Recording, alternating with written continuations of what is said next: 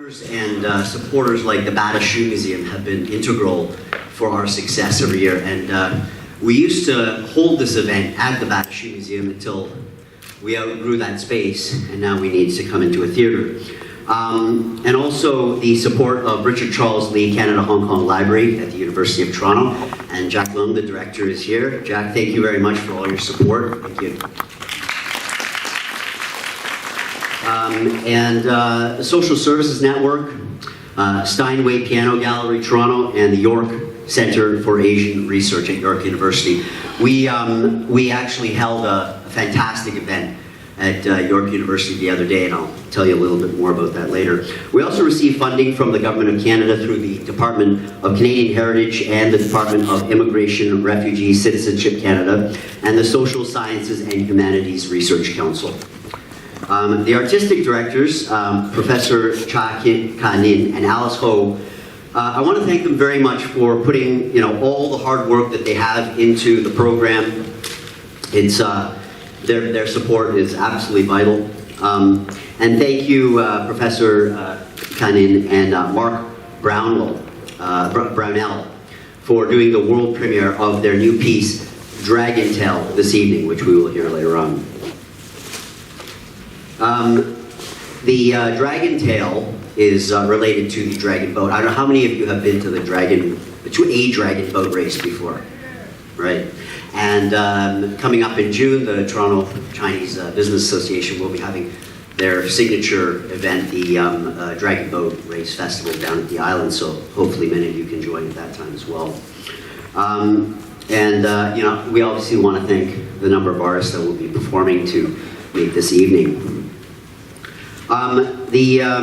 Aside from this particular gala, we had an amazing opening event, and if you have time, please make your way down to the old Metro Hall. We had a photographic exhibition and a live art performance at the Toronto City Hall in the Rotunda, but that photographic and art exhibit has been moved over, will move over this weekend to the Metro Hall. So if you have a chance, please do go and see that. Some fantastic Asian art. Some of it's very traditional. Some of it is contemporary art, but done with the traditional Chinese mediums. I also invite you all to the Asian Heritage Month Film Festival, which is this Sunday, 2 p.m. In this location. And please go to our website. If you haven't been to our website, it's Asian, I know it's kind of long, but asian-heritage-month.org. You'll see some of the Asian films that will be featured here in this very hall.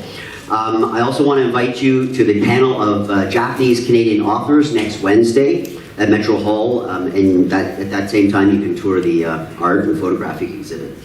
After this particular performance, what was a big hit last year was that we do have a reception with food, so I hope you will all stay and join us. And I do want to just say a few words about the event that we had the other day at York University. Every year we have a round table, and one year we were talking about the identity, the sort of self-image and identity of Asians that are born here in Canada.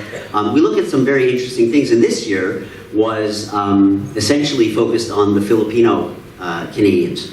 And it was amazing. We had a lot of high schools, and it was surprising how many high schools had a majority of Filipino students that came. And it was very live, and it was fantastic. So next year, if you ever get a chance, please do come out to the round tables.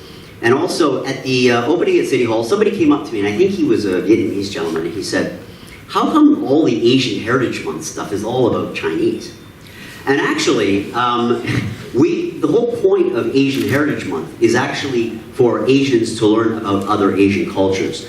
So we encourage Asians who are here in Canada from all over Asia to, you can come to us with ideas, come to us with suggestions. We're more than happy to entertain them, because really this is a celebration about all Asian cultures. So thank you very much and enjoy the show.